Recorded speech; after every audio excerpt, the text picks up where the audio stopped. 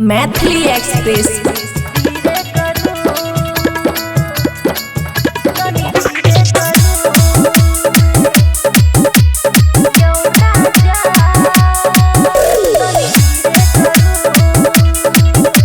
खुशी recording studio बलुआहा। हाँ यो सैया तनी धीरे करो। हाँ यो सैया तनी धीरे करो। बर होए दरा दियो बुझो ने मारा दियो।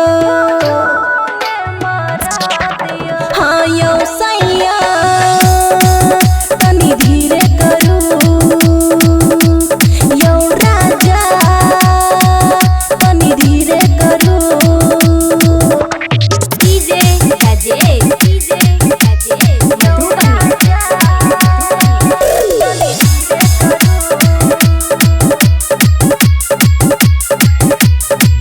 कसाई लेखा करो नहीं पिया दिया बुता बुने भेलो परेशान जान लेबै की पोल्हाई में।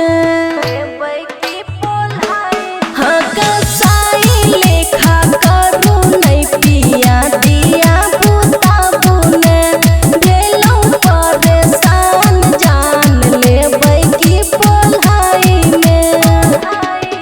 छोरो पिया कलाइयो अब नहीं हमरा कना बुयो।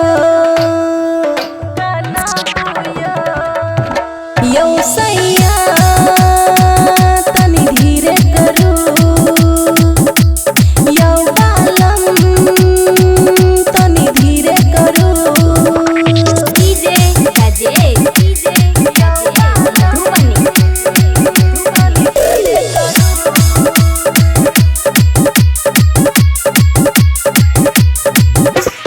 आहे के छी आहे के रहब देवेंद्र हमेशा हो। देव मजा आहा के राजा मूड रहत फरेश हो।